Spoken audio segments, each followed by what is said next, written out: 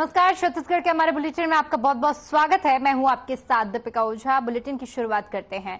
आपको बता दें कि खबर सामने आ रही है जहां पर बड़ी जानकारी छत्तीसगढ़ से सामने आ रही है, जहां पर चुनाव से पहले कांग्रेस का बड़ा दांव देखने को मिला है। टीएस सिंहदेव को डिप्टी सीएम बनाया गया है, बड़ी जिम्मेदारी दी गई है। स्वास्थ्य मंत्री का पद संभाल रहे थे अभी तक टीएस सिंहदेव, जिसके बाद उन्हें अब डिप्टी सीएम बनाया गया है। चुनाव से पहले टीएस सिंहदेव को बड़ी जिम्मेदारी दी गई है।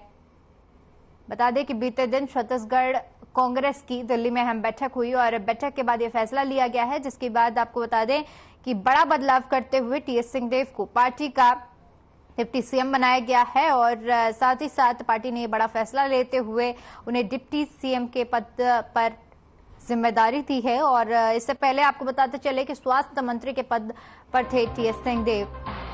तो बैठक में बड़ा फैसला लिया गया है, जिसके तहत टीएस सिंहदेव को पार्टी ने डिप्टी सीएम बनाया है।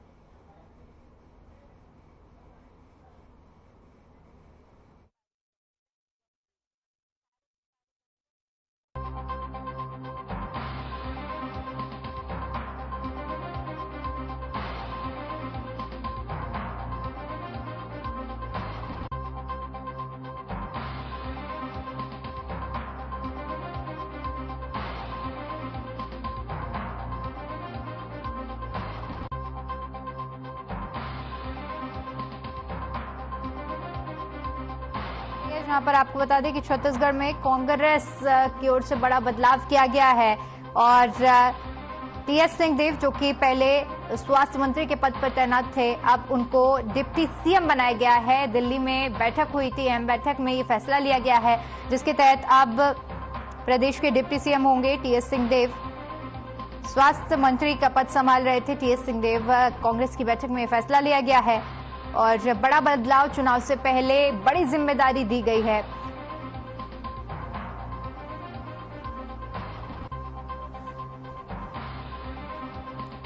तो कल छत्तीसगढ़ कांग्रेस की ये बैठक हुई थी, जिस बैठक दिल्ली में हुई, जिसमें आपको बता दें कि कांग्रेस अध्यक्ष मल्लिकार्जुन खड़गे की अध्यक्षता में ये बैठक हुई, जिसमें सीएम और साथ ही साथ पीसीसी अध्यक्ष मोहन मरकाम, साथ ही साथ प्रदेश प्रभारी कुमारी शैलजा भी मौजूद थी और इसी दौरान ये फैसला लिया गया है और स्वास्थ्य मंत्री टीएस सिंहदेव को डिप्टी सीएम बनाया गया है। चुनाव से पहले ये बड़ा फेरबदल हुआ है और बड़ी जिम्मेदारी सौंपी गई है, जिसके बाद हम आपको तस्वीरों के माध्यम से दिखा रहे हैं। जानकारी साझा की गई है कि टीएस सिंहदेव को उप मुख्यमंत्री बनाया गया है।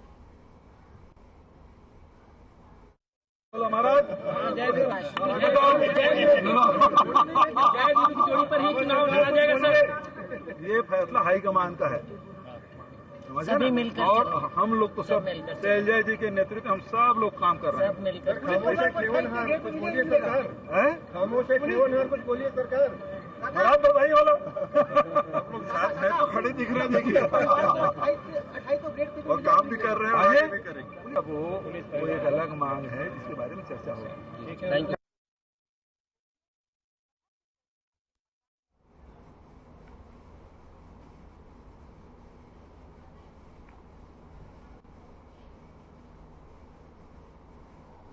वहीं इसी खबर पर ज्यादा जानकारी के साथ हमारे संवाददाता प्रदीप नामदेव हमारे साथ जुड़ गए हैं। जी प्रदीप, जिस तरह से बीते दिन दिल्ली में छत्तीसगढ़ कांग्रेस की अहम बैठक हुई और बैठक में ये बड़ा फैसला लिया गया है, जिसके तहत अब डिप्टी सीएम बनाया गया है टीएस सिंहदेव को। सिंहदेव के समर्थन के लिए और छत्तीसगढ़ वासियों के लिए बहुत बड़ी खबर निकल कर आ रही है कि टीएस सिंहदेव को डिप्टी सीएम बनाया गया है, मुख्यमंत्री बनाया गया है। जब 2018 का चुनाव हुआ था तो जब सीएम चेहरे के लिए काफी भाग दौड़ चल रही थी, तो उसमें टीएस सिंहदेव का भी नाम था और ऐसा माना जा रहा था, वहां तय हुआ था कि 2.5 साल का मुख्यमंत्री भूपेश बघेल राज करेंगे और 2.5 साल का टीएस सिंहदेव करेंगे, लेकिन ऐसा नहीं हुआ।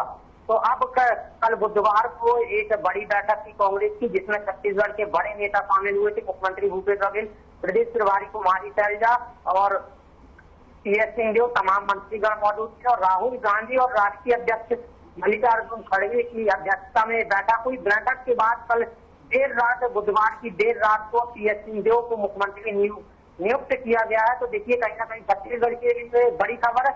क्योंकि 2018 के चुनाव की बात करें तो जो घोषणा पत्र था उसके भी अध्यक्ष थे टीएस सिंहदेव, और माना जाता है कि छत्तीसगढ़ में मुख्यमंत्री भूपेश बघेल और टीएस सिंहदेव की जोड़ी जय और वीरू कहा जाता है। देखिए बीच बीच में 2.5 साल के सवाल भी उठ रहे थे, लेकिन आज उस पर टीएस सिंहदेव ने साफ तौर पर बयान दिया है, बोले ऐसा कुछ नहीं था, जो भी हाईकमान निर्णय लेगा हम लोग उस पर चलते। तो देखिए टीएस सिंहदेव को मुख्यमंत्री बना दिया गया है और कल से ही सरगुजा संभाग में जश्न मनाया जा रहा है। देखिए टीएस सिंहदेव छत्तीसगढ़ के राजा माने जाते हैं, क्योंकि सरगुजा से महाराजा है, राजघराने के माने जाते हैं। तो देखिए उस पर एक राजनीति में काफी बयानबाजी शुरू हो गई है जैसे ही टीएस सिंहदेव उप मुख्यमंत्री बने हैं। तो देखिए लगातार ये जो चुनाव की तैयारियां हैं, चुनाव से 4 महीने पहले मतलब 120 दिन पहले टीएस सिंहदेव को उप मुख्यमंत्री की बड़ी जिम्मेदारी दी गई है। देखिए क्योंकि काफी टाइम से ऐसे बीजेपी के आरोप लगते आ रहे हैं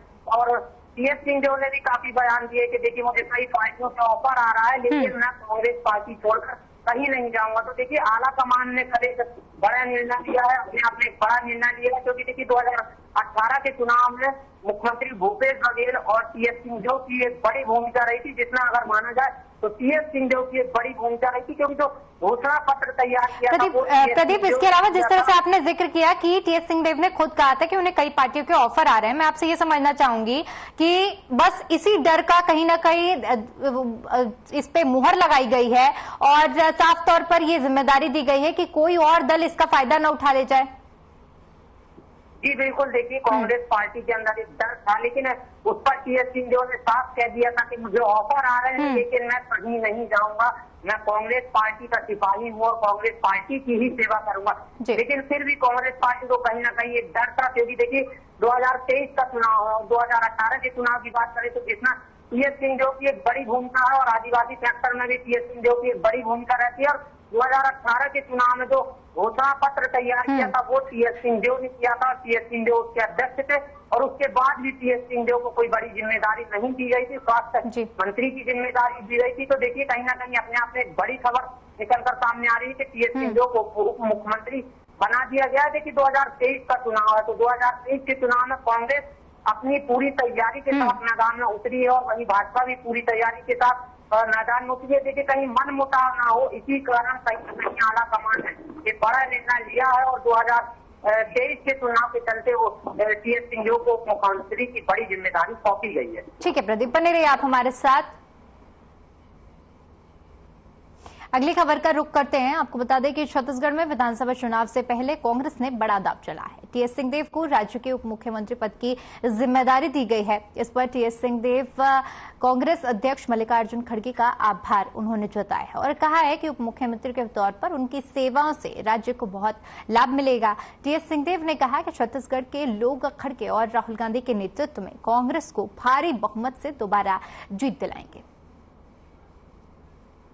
पहले तो बहुत आभार व्यक्त करना चाहूँगा, गहरा आभार व्यक्त करना चाहूँगा।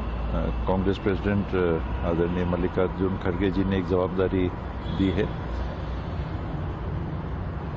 मैंने हमेशा यही जाना है, माना है और समझा है कि सरगुजा के अंचल में पला बढ़ा, छत्तीसगढ़ ने अपनाया, बहुत स्नेह दिया। कांग्रेस पार्टी ने काम करने का मौका दिया और लीडरशिप ने जवाबदारियां दी। तो जीवन में यही है कि जो जवाबदारियां मिले हैं उनको अच्छी तरीके से अपनी क्षमता के अनुरूप निभाओ, सबको साथ लेके चलना है और कोशिश करना है कि सीमित समय में भी जो कुछ कर सकें मिलजुल के हम लोग सबको कांग्रेस के भले के लिए, पार्टी के भले के लिए, छत्तीसगढ़ के भले के लिए, छत्तीसगढ़ के नागरिकों के लिए प्रयास करना है। बड़ी खबर का रुख करते हैं। रायपुर से बड़ी खबर सामने आ रही है, जहां पर बीजेपी प्रदेश अध्यक्ष अरुण साव का बड़ा बयान सामने आया है, जिसमें उन्होंने कहा है कि कांग्रेस पार्टी को उप मुख्यमंत्री बनाने का अधिकार नहीं है। ये टीएस सिंहदेव का अपमान है, अरुण साव की तरफ से कहा गया है। इसके साथ ही साथ कांग्रेस ने अंतर्कलह मिटाने की कोशिश की है। भ्रष्टाचार नशे का गढ़ है छत्तीसगढ़। इसके साथ ही उन्होंने कहा कि जनता के आक्रोश से कांग्रेस डर गई है। तो बड़ी जानकारी जहां पर बीजेपी प्रदेश अध्यक्ष के बयान सामने आया है, जिसमें उन्होंने कहा है कि उप मुख्यमंत्री बनाने का अधिकार नहीं है। कांग्रेस की अंतर्कलह जो चल रही है उसे मिटाने की ये पूरी कोशिश की गई है।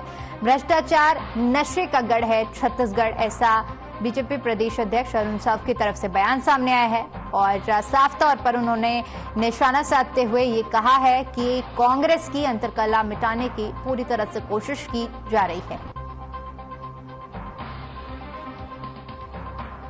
तो बड़ी खबर जहां पर बदलाव हुआ है, कल नया फैसला लिया गया है और इसी के तहत टीएस सिंहदेव को उप मुख्यमंत्री बनाया गया है। कांग्रेस पार्टी ने निकाला है। कांग्रेस पार्टी को उप मुख्यमंत्री बनाने का अधिकार है नहीं, ये मुख्यमंत्री और राज्यपाल को इसका अधिकार है। दूसरी बात ये मुझे लगता है कि जिस टीएस सिंहदेव जी से कांग्रेस पार्टी ने वायदा किया था 2.5 साल के लिए मुख्यमंत्री बनाने का, आखिरी 4 महीने में चला चली के बेला में उनको उप मुख्यमंत्री बनाकर कांग्रेस पार्टी ने उनके साथ अन्याय अत्याचार किया है। ये मुझे लगता है कि टीएस सिंहदेव जी का ये अपमान है। और तीसरी बात यह है कि जिस तरह से चला चली की बेला में ये उप मुख्यमंत्री बना के कांग्रेस के अंदर जो झगड़े चल रहे हैं उस झगड़े से निपटने का प्रयास हुआ है। निश्चित रूप से ये स्पष्ट है कि भूपेश बघेल जी और कांग्रेस पार्टी आज डरी हुई है। जिस प्रकार से छत्तीसगढ़ की जनता में कांग्रेस के लिए आक्रोश है, जिस प्रकार से कांग्रेस ने छत्तीसगढ़ को भ्रष्टाचार का गढ़ बना दिया है, नशे का गढ़ बना दिया है, जिस प्रकार से शराब घोटाला, कोयला घोटाला उजागर हुआ है, विकास के सारे काम ठप हुए हैं और जनता में जो आक्रोश है वो। रायपुर से बड़ी खबर सामने आ रही है जहां पर आपको बता दें कि पूर्व सीएम रमन सिंह का कांग्रेस पर तंज कसा है उन्होंने तंज, जिसके तहत आपको बता दें कि डिप्टी सीएम बनाने को लेकर रमन सिंह ने साधा निशाना, उन्होंने शायराना अंदाज में कहा कि 4 महीने के लिए महाराज जी को बधाई। तो रमन सिंह की तरफ से ये बयान सामने आया जिसमें उन्होंने डिप्टी सीएम बनाने पर कांग्रेस पर तंज कसा है और उन्होंने तंजात्मक और शायराना अंदाज में लिखा है कि 4 महीने के लिए महाराज जी को बधाई।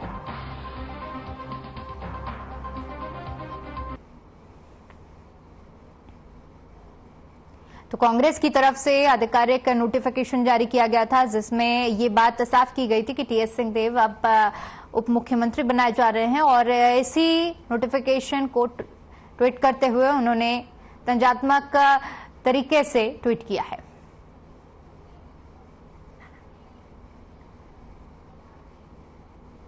खबर रायपुर से है जहां टीएस सिंहदेव के उप मुख्यमंत्री बनने पर मंत्री अमरजीत भगत का बयान सामने आया है, जहां उन्होंने कहा कि इस निर्णय से साबित हो जाता है कि कांग्रेस सबको साथ लेकर चलने की बात पर अमल भी करती है। इसके साथ ही उन्होंने कहा कि बीजेपी ने तो किसी को भी पद से हटा दिया जाता है और किसी को भी अगले को बैठा दिया जाता है। उन्होंने कहा कि विश्वासवादी दिवस के दिन ही बीजेपी के पूर्व प्रदेश अध्यक्ष जी को आदिवासी वर्ग से आते हैं उन्हें हटा दिया गया था।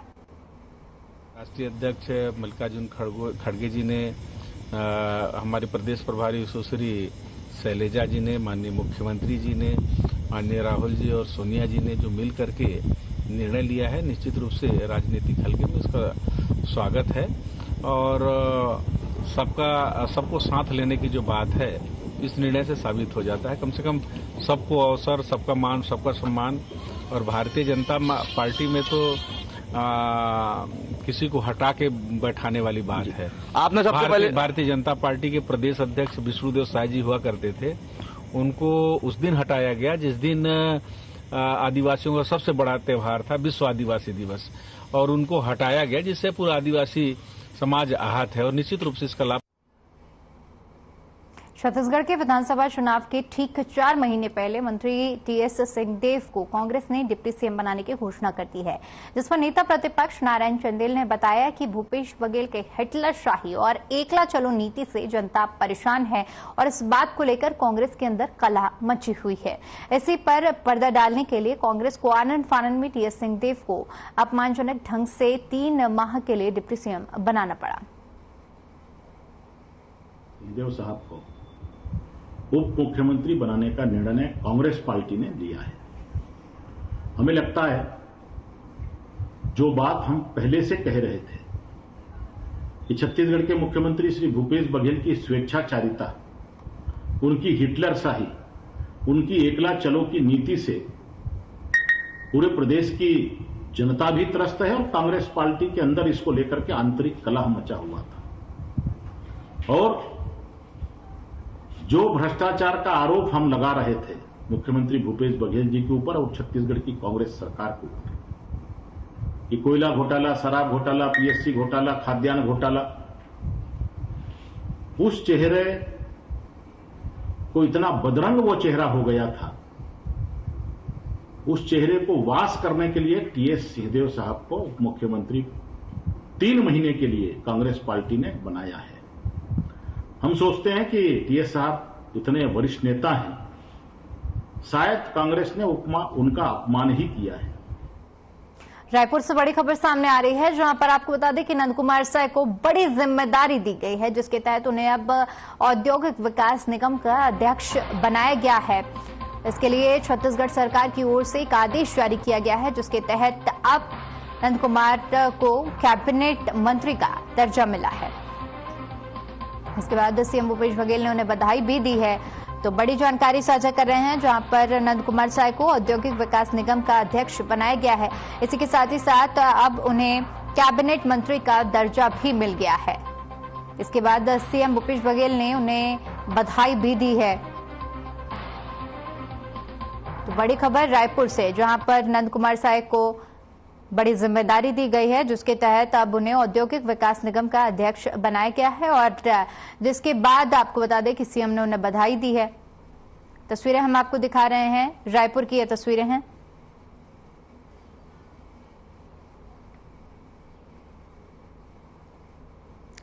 हमारे साथ प्रदीप बने हुए हैं। प्रदीप, आपसे समझना चाहूंगी, जिस तरह से नंद कुमार साय को अब बड़ी जिम्मेदारी दी गई है, सीएम की तरफ से उन्हें बधाई भी दी गई है, कैबिनेट मंत्री का दर्जा दिया गया है, इस पर क्या कुछ अपडेट है आपके पास?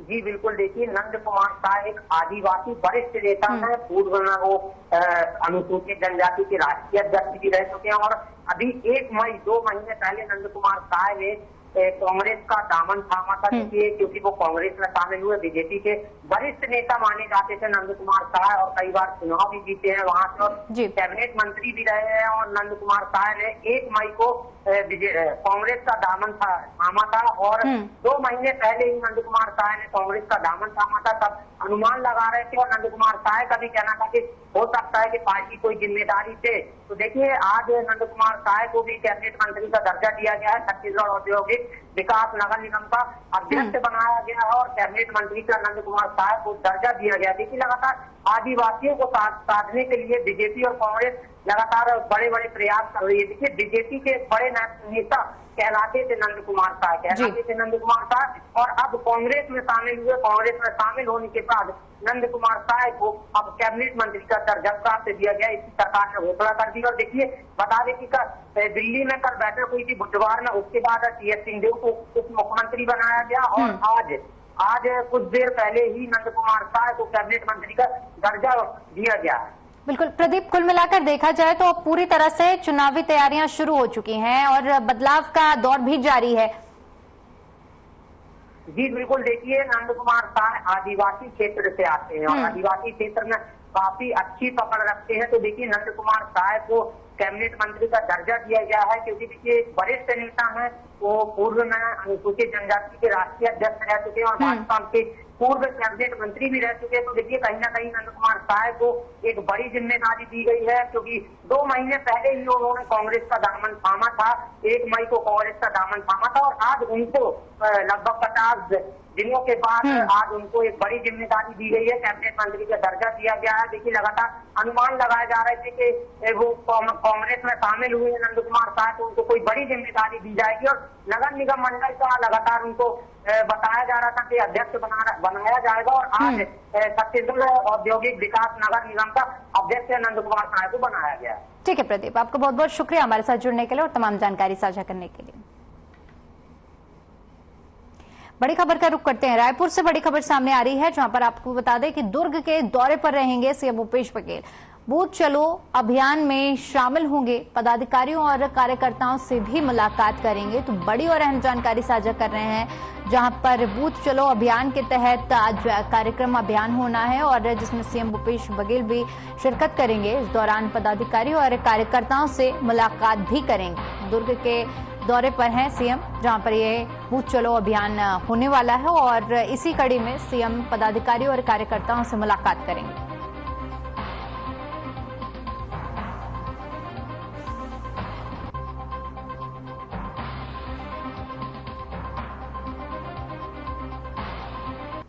तो बड़ी जानकारी साझा कर रहे हैं, जहां पर दुर्ग के दौरे पर रहेंगे सीएम भूपेश बघेल। और इस दौरान आपको बता दें कि बूथ चलो अभियान चल रहा है और इसी में शामिल होंगे सीएम, जहां पर कार्यकर्ताओं और पदाधिकारियों से मुलाकात करेंगे। रायपुर से बड़ी खबर सामने आ रही है, जहां पर कांग्रेस की ओर से बूथ चलो अभियान चलाया जा रहा है।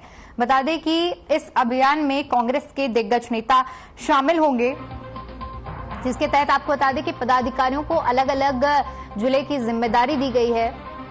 डूंगरगांव से चंदन यादव कमान संभालेंगे, दुर्ग से कुमारी शैलजा को जिम्मेदारी दी गई जिसमें शिरकत करेंगी। बालोद में मोहन मरकाम को यह जिम्मेदारी दी गई है। तो जिस तरह से अब चुनाव नजदीक आ रहे हैं, ऐसे में कांग्रेस की ओर से बूथ चलो अभियान की शुरुआत की गई है और इसके तहत अलग अलग जगहों पर अलग अलग लोगों को जिम्मेदारी दी गई है। दुर्ग में कुमारी शैलजा पहुंचेंगी और अभियान में शिरकत करेंगी।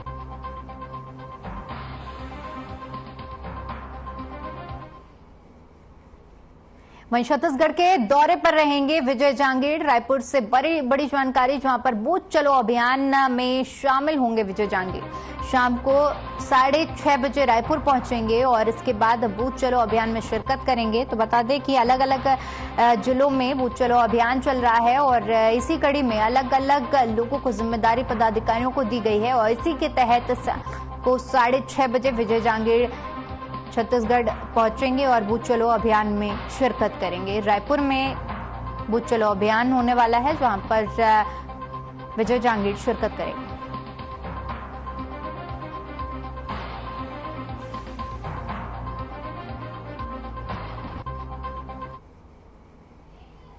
खबर बेमेतरा से है, जहां पर बेमेतरा जिले के नवागढ़ अनुभागीय क्षेत्र में औचक निरीक्षण किया गया।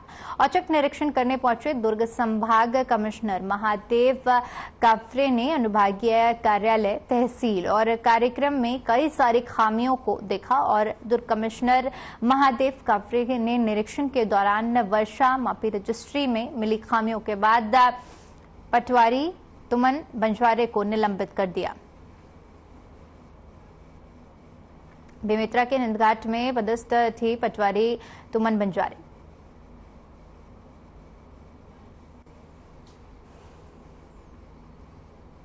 निंदघाट, संबलपुर और नवागढ़ महोत्तरा में निरीक्षण हुआ है और उसमें जो मैंने तहसीलों का जो राजस्व के कार्यों का निरीक्षण किया है, वर्षा मापी केंद्र संबलपुर में देखा है। उसमें वर्षा मापी केंद्र बिगड़ा पड़ा है और संबंधित पटवारी तुमन बंजारे को निलंबित करने के निर्देश दिए गए हैं। अन्य अधिकारियों को भी जो है कारण बताओ नोटिस जारी किया जा रहा है। राजस्व के मामले पटवारी प्रतिवेदन के लिए काफी दिनों से लंबित है, स्थिति ठीक नहीं है, उसके लिए भी अधिकारियों को हिदायत दी गई है। राजस्व प्रकरणों में गति आनी चाहिए।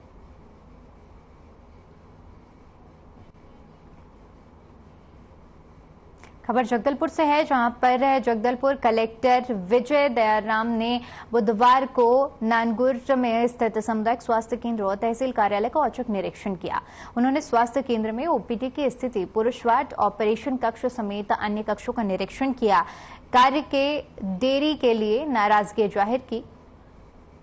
कलेक्टर ने केंद्र में उपस्थित स्वास्थ्य कार्यकर्ताओं को सुपरवाइजर से बात कर कुपोषित बच्चों की उपस्थिति बढ़ाने की निर्देश भी दिए। साथ ही साथ भर्ती बच्चों की माताओं को बच्चों के स्वास्थ्य के प्रति सजग रहने की समझाइश भी की। साथ ही साथ नानगुर मुख्यालय में स्थित पुराने भवनों को नियम अनुसार ध्वस्त करने के निर्देश भी दिए गए।